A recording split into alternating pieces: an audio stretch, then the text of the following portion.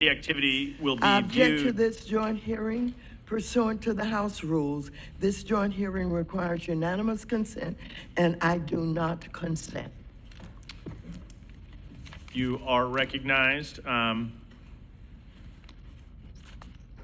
I ask the basis for the objection from the ranking member? I object to this joint hearing because of the corruption of the President of the United States and his ownership of crypto and his oversight of all the agencies. I object. Trump and his family are exploiting the presidency to enrich themselves using their personal crypto business, World Liberty Financial. Never in American history has a sitting president so blatantly violated the ethics laws. I asked the ranking member. And one of the propositions was there's a 10% chance in the next 20 years that AI will kill 50% of humanity. So there's a 10% chance that AI will kill 50% of humanity in the next 20 years. Agree or disagree? So I'd say the vast majority of the room moved to disagree side. I had just heard Joe Rogan and Elon Musk 2 months ago, where Elon Musk said, there's only a 20% chance that AI can annihilate humanity. Now I know why he wants to go to Mars, right? And so about 6 or 7 of us went to the agree side, and I'd gone there because of what I'd heard Elon Musk say, who's maybe the most brilliant engineer of our time. All 4 modelers were on the agree side of that. All 4 of the leading developers of the AI models were on that side. Is this an orchestrated decline? Because it fits in so well with some of the goals of the Trump administration. If we're talking about the decline of the value of the dollar, I think it was really high and set to come down. My book talks about that, but it's more about the dominance of the dollar, the fact it's like English, everything's trade is denominated in dollars, assets are denominated in dollars, we control the global financial system. And the rest of the world didn't like that very much. So we weren't orchestrating that. I think the Chinese... Are we orchestrating the decline? Well, I think Trump is a catalyst, an accelerant, but sort of saying it's because of him is wrong. Like, it was in play for more than a decade. We had reached this incredible peak. It's not that the dollar's disappearing, but sort of coming down from this incredibly dominant position. It affects the interest rate we pay, our ability to impose sanctions, many other things. I mean, it's a real turning point in the global economy. No, we're near the beginning of it. This process is going to take And what's the end result? What becomes, who replaces, is it supplanted? No, I mean, I think there'll be a transitional period, and there always is. And the Bitcoin? Bitcoin and crypto derivatives are in play in the underground economy where people avoid taxes, especially. And that already is So you don't see it, that won't, I mean, I've seen people saying it's going to be, I saw something the other day that it's going to have infinite value someday. That was obviously someone who's orange pilled. Definitely the orange pill. I mean, of course, if we don't regulate it at all, then eventually we'll have a huge financial crisis. We'll have trouble funding ourselves. But I don't see that. It's more fraying at the edges. The renminbi's breaking off already. That's been going on for a while. The euro, although it lost its footing in the euro crisis, is going to take a little more share. We'll still be first, but it's coming down. And then, 50 years from now, who knows? Like, we've heard this before. Almost reminds me of Malthusian predictions. It's been going on for 10 years. This isn't a prediction at this point. I mean, the dollar's footprint's been in decline. You can look at any measure, simple one's reserves, but they're more sophisticated. Is it a problem right now, Ken? I mean, or was it a problem when it was too strong? Now you're talking the value of the dollar, okay? Right. So that's something the Trump administration's been pushing, and there's a little bit. What about not the value, the dominance of it it's great for us. I mean, of course, it's fantastic. It gives us any downside. Yeah, we save on interest, your mortgage, your car loan, everything you save money on. our ability not just to impose sanctions, but to know what's going on. An incredible amount of financial transactions route through the United States. And that's part of our spying. Well, you know, after World War I, the dollar picked up equal to the pound, and we had a period like that, but it really took World War II to take out the pound. No, it's, so the other problem's not just the outside appetite to make it have other options, but on the inside, our debt, which I think is unsustainable, and your previous guest thinks they'll fix that, but I'm very skeptical. I don't think there's any appetite for that. And a lot of that has to do with a belief that interest rates will go back to very low levels. And I've come on for years onto your show and said, don't believe that. It also has to do with independence of the Federal Reserve, which is a relatively new thing, and both parties don't like it. It's not just Trump, you know, verbalizing it. Believe me, the progressives, you know, want to absorb the Fed into the Treasury. No, they want a central bank digital currency, soak everything up from the banks, which they don't like. Then the central bank will have all the money, and they'll, you know, find who to lend it to. And there are various levels of these plans, but that's an idea that's been floating out there for a long time. And central bank digital currencies in some form, maybe stable coins, are coming. If we had stable coins that are Treasury backed, it does the same thing. If we had stable coins that are Treasury backed, it does the same thing. China, we have not engaged in negotiations with as of yet. So is that companies are actually already responding to tariffs.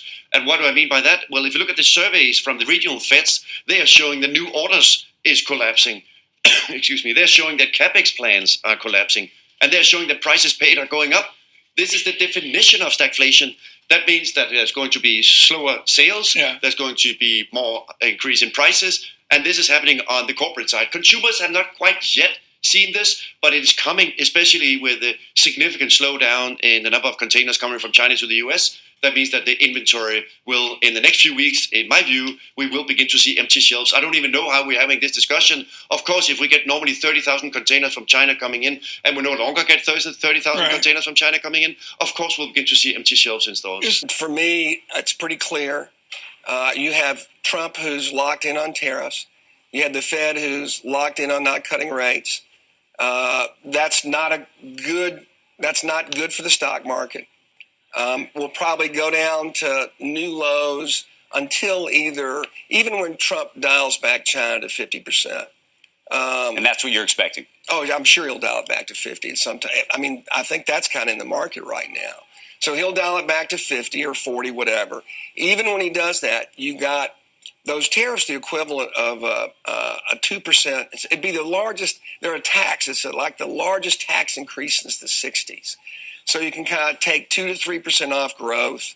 And then you got the Fed, who's, unless they got really dovish and really, really cut, you're probably going to new lows. And then when we're in new lows, the hard data will start to follow, and it'll probably create the Fed to move, create Trump to move, and then we'll get some kind of rally. Welcome to the Crypto Teacher. And you know I come back with that video just to make you think. Don't forget to like and subscribe to the channel. And make sure you're joining the Patrons. If you're not a part of the Patrons, make sure you're hitting the Cash App. And also, guys, make sure you go like and follow the TikTok. More videos to come. And we have Maxine Waters and Lynch playing the Hegelian dialectic. And we know Maxine Waters had told us last year they had stablecoin regulation moving. Now that Trump is in office, they don't support it because of all of his corruption. You can't make this stuff up. And we know all these Congress people are making money on the side. Don't forget she was in a picture with the bank man. And remember, the Crypto Teacher told you. And we know, guys, AI is not going to be regulated just yet. They're going to let it run wild. And because the masses give up all their data for convenience, this AI is going to know you better than you know yourself, create a digital twin, and then you have the AI agents and something that we're not talking about that's not in the media, but you can see it over in the Middle East. is the metaverse. And once they get all these goods, all these assets tokenized, that's going to be the next step. Nothing is going to be real. A real life video game. And remember, the crypto teacher told you. And stable coins are nothing but CBDCs. And how many times have I told you that? If they're backed by treasuries, it's going to keep the Fed in control of the money supply. And smart contracts make this money programmable, which that's the reason why this money is going to be so powerful, because they can tell you what, when, and how to buy it, and you have 3 to 6 months to spend it, or poof, it's gone. And remember, the crypto teacher told you. And we have Scott Besson says they have had no contact with China. And all we keep hearing about are empty shelves are coming. And if you go back to last year when we had the little port strike, a lot of these big corporations were bringing in goods ahead of the potential strike. So these big corporations are fine because they have storages at these ports. So the big corporations can take a hit for a little while, but we know these mom and pops cannot. And small business is what runs America. It is the backbone. And once we start seeing these small and medium-sized banks drop to the wayside, small businesses are already hurting. They're falling by the wayside. And we know that creates mass unemployment. Remember, this is a plan and moves in phases. Cause a problem, wait for the reaction, and run in with the solution. And we know that solution is that free money, that universal basic income, and the machines take over this economy.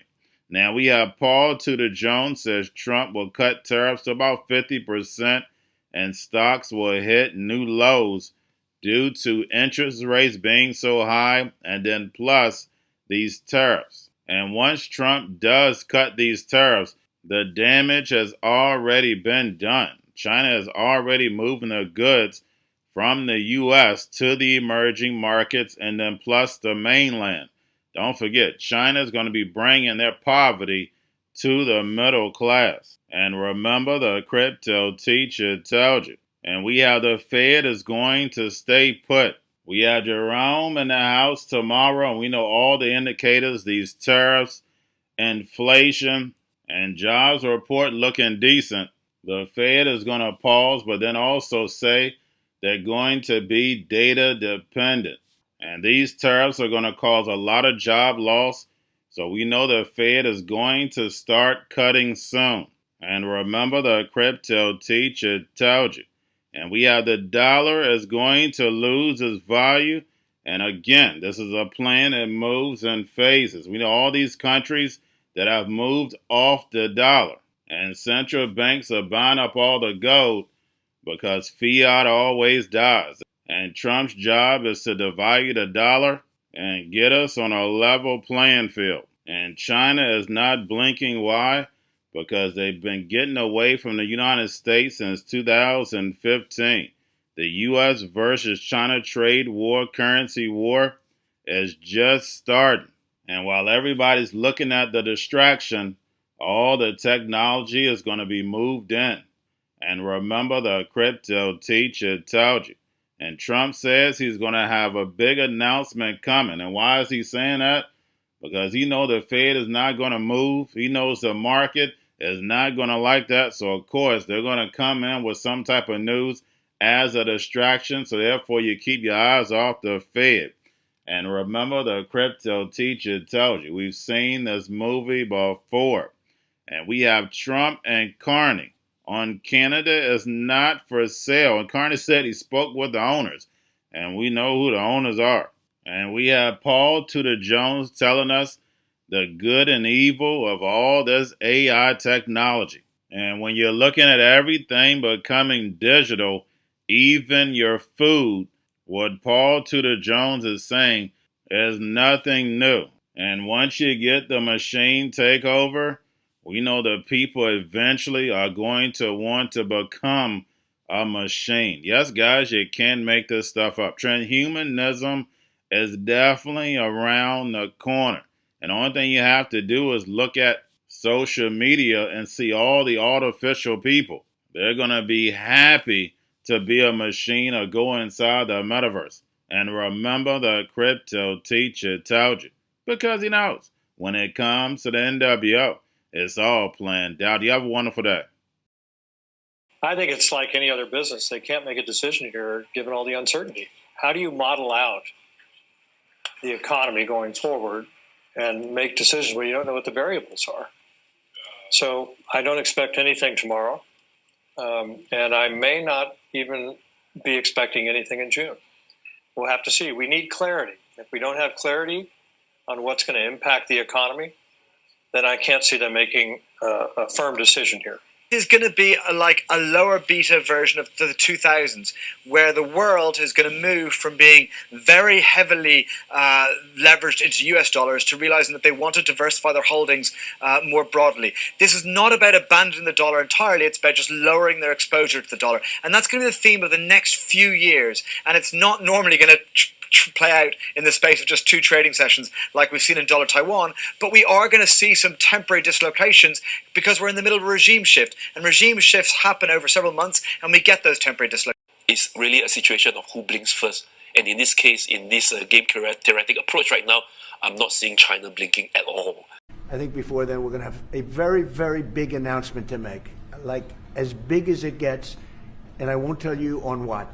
But it's going to, and it's very positive. I'd tell you if it was negative or positive. I can't keep that out. It is really, really positive.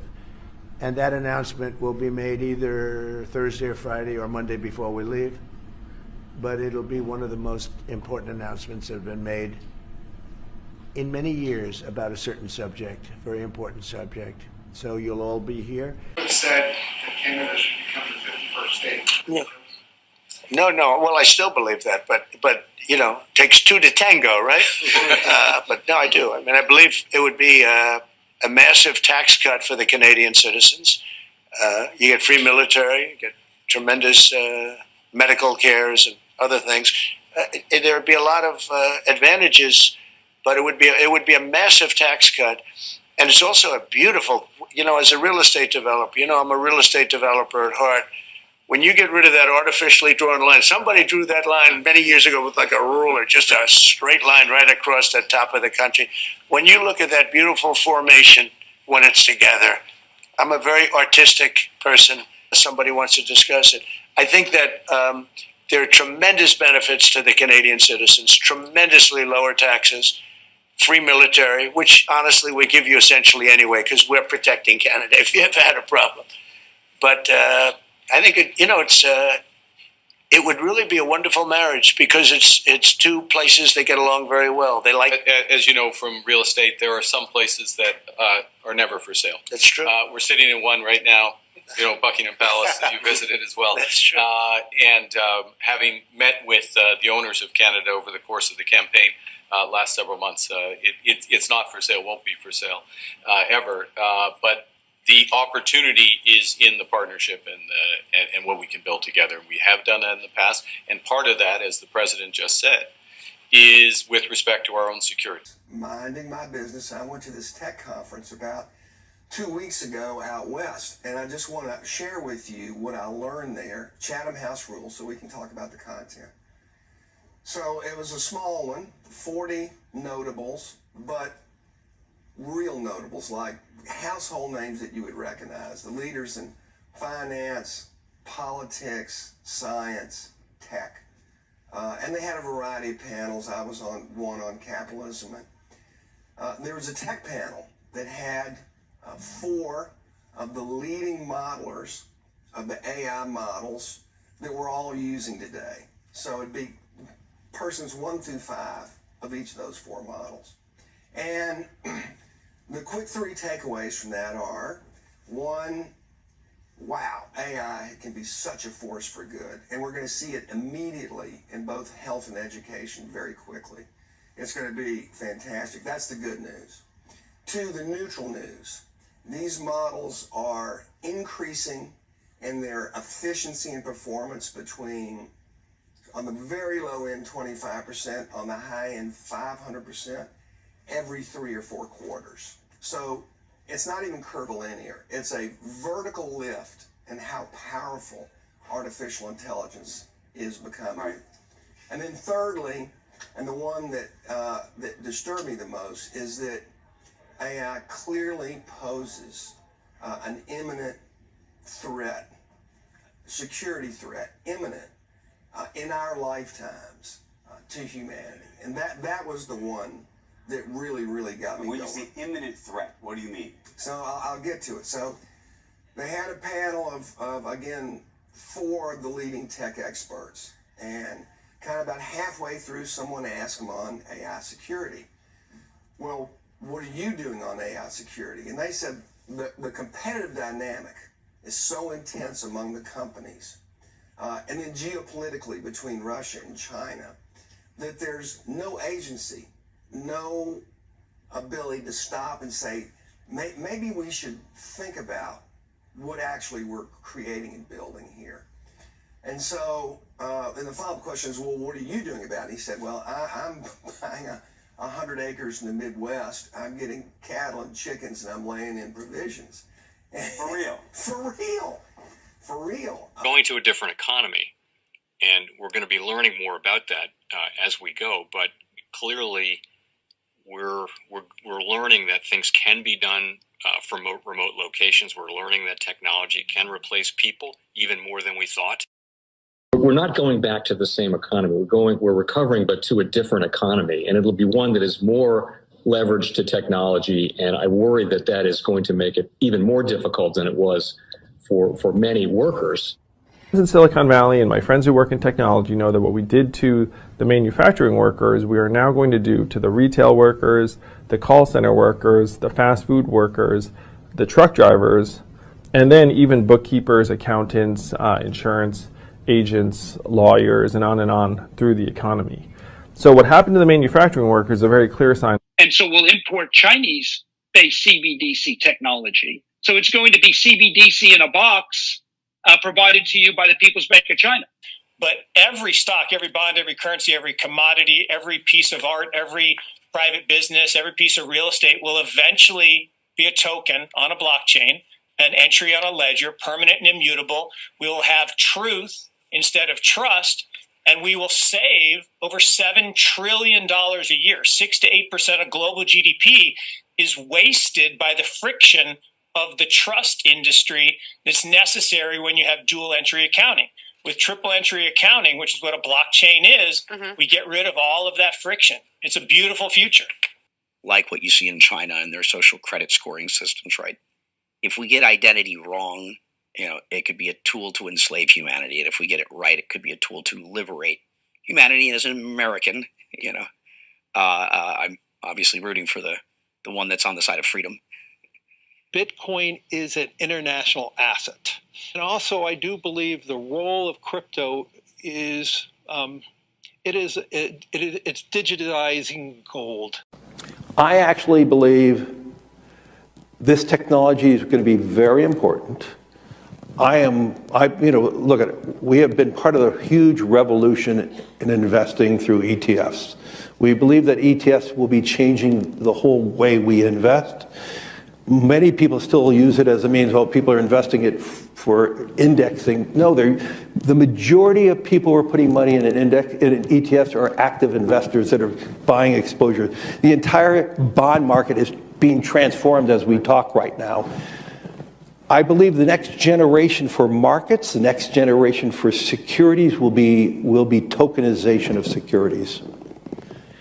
And if we can have that distributed ledger that we know every beneficial owner, every beneficial seller, we all have our code of who's buying, who's selling, instantaneous settlement.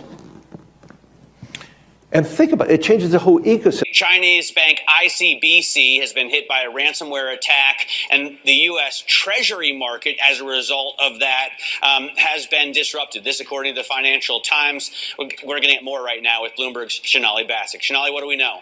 Listen, we have the Financial Times now reporting that ICBC, one of China's largest banks here, was hit with a ransomware attack.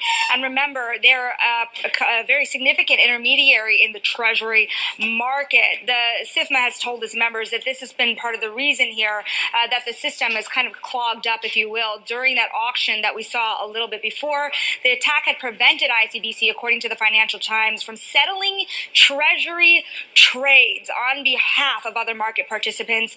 A large executive at a major bank also telling the paper that such a large party on the fixed income clearing corp creates major concerns, potentially impacting the liquidity of Treasury markets. Now, it was not just a poor auction; it was absolutely lousy. And you know, when the dealers have to step in to save a Treasury auction, that's a rare occurrence. And Cryptoteacher and the New World Order book, plus the 3 kids books. It's time to re-educate. Also, new to cryptos, Coinbase, Bitrue, Binance. Do not forget book links and crypto links are in the description. The stock channel, guys. Don't forget to go like, subscribe, spread everywhere. You have your Kobo, your chip stocks, your banking, your gaming. While everybody's sitting at home, get on stocks, the Seaver, the biotech stocks. And while everybody's at home wishing, they were still getting that free money. What are they doing? Drinking and smoking weed. Don't forget about those stocks, and you have a wonderful day. The most powerful person in the world is the storyteller. The storyteller sets the vision, values, and agenda of an entire generation to come. Steve Jobs. And guys, you know I truly believe in this. When you look at the New World Order, they're the storytellers. And that's the reason why I wrote my New World Order book. But guys, now it's time to change the current generation. And I wrote 3 kids books. You know I love the Trinity because I understand the power that's in it. So I have 3 books. We have an opportunity to change the generation, to educate. Not just me, but I want to show you that I take action on a daily basis. And I want you to take action on a daily basis.